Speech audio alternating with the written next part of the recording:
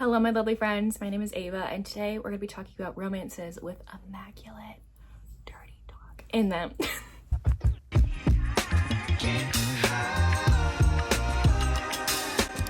These are a bunch of romances with immaculate, spicy talk, dirty talk in them. These had me blushing and giggling and squealing. So let's get into these.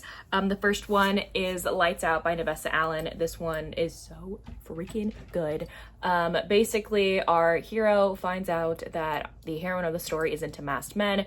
Turns out he is a famous masked man on TikTok doing those thirst trap videos. She doesn't know that though. Anyway, he starts hacking into all of her stuff and stalking her. Makes himself known. This one is so incredibly hot. There's one scene with a knife in here that was so good.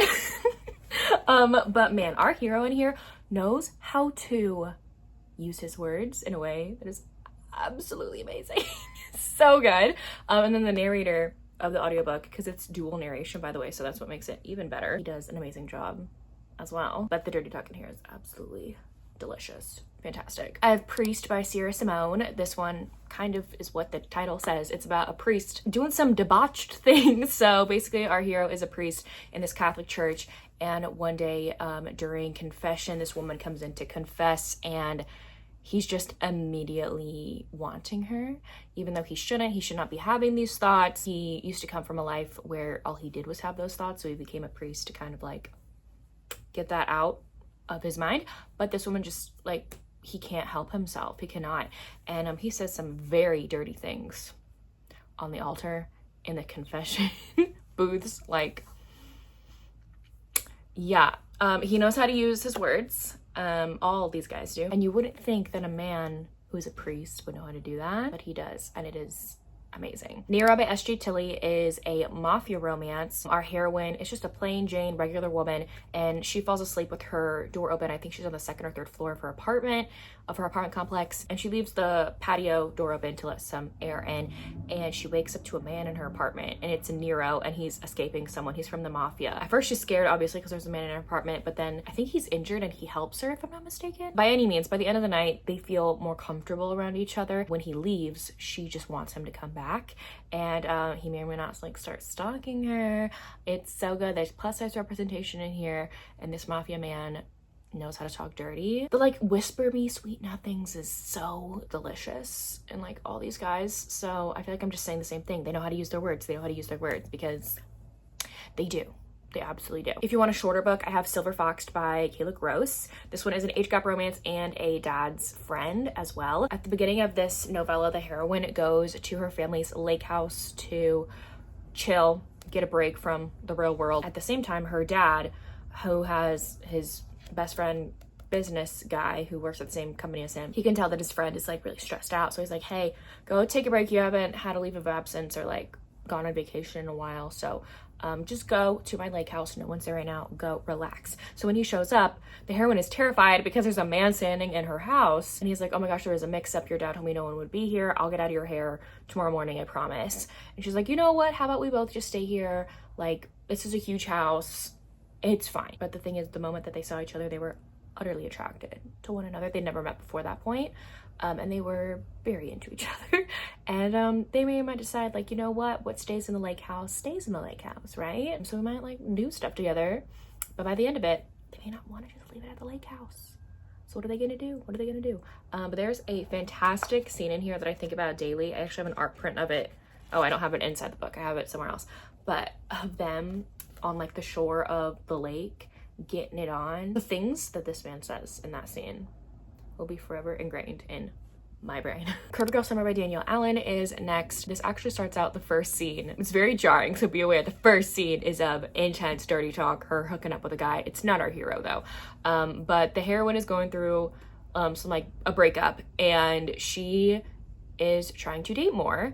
And the only thing that she can do is go off of dating apps. She decides to go on her first date back into dating on the dating apps at the bar across the street from her apartment. And there she meets the hero, who's the bartender.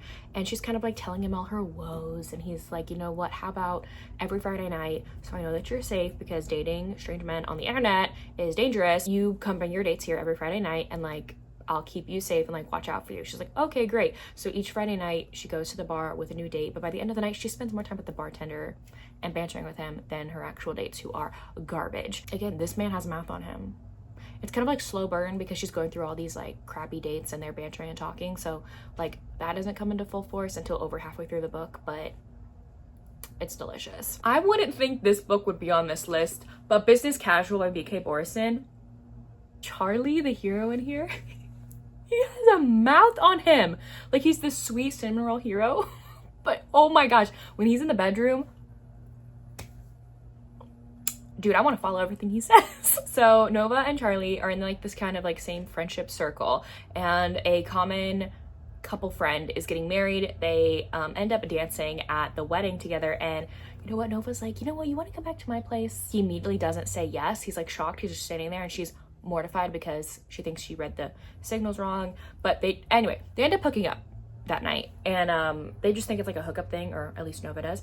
But Charlie has been absolutely smitten with Nova for years, and he's like, this is finally my chance. I need to take it. He's gonna try and convince her to make her his. Rope Me In by Kayla Gross is another one. She's the one who also wrote Silver Fox. The heroine is a famous, I think, fiddler, I'm pretty sure, in like this string instrument band or rock band. It's like a music group. It's not like an orchestra or anything like that. Anyway, she wants a break from that life. She feels very overwhelmed and anxiety ridden, so she decides to go to this small town and work at this country dancing bull riding bar.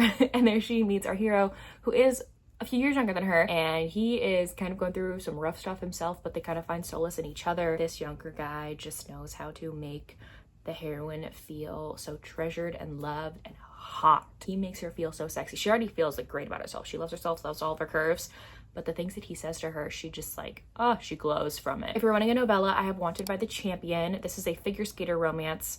Essentially, long story short, two figure skaters start to work together in a pair for a pairs competition, and he's significantly older than her. It's this age gap romance. Things that he can say are great. I don't want to spoil it. It's a very short novella. Obviously, The Dragon's Bride by Katie Robert has to be on this list. This is a monster romance. These two get in an arranged marriage. The heroine's trying to escape an abusive relationship, and she kind of strikes up this deal with this demon who gets her in an arranged marriage with our dragon hero. And like marriage, I guess, is really revered in this dragon creature society. So she signs this contract in order to save her from her abusive relationship. She agrees to be married to this dragon creature for 7 years. It is so hot. The creature has two things. He's got two ding-a-lings.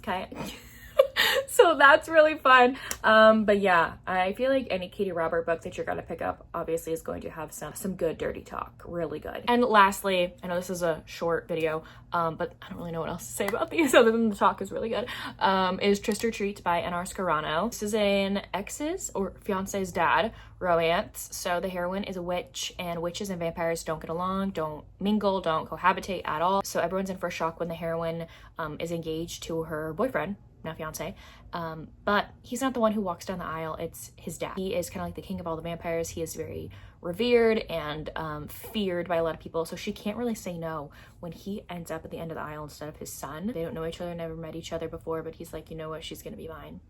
I'm gonna make her mine. So it's fiance's dad with vampires and witches, and this older vampire dude like has a mouth on him. He does. He has a great mouth on him. But it was very interesting because I never read an ex's dad with like paranormal aspects to it before this one.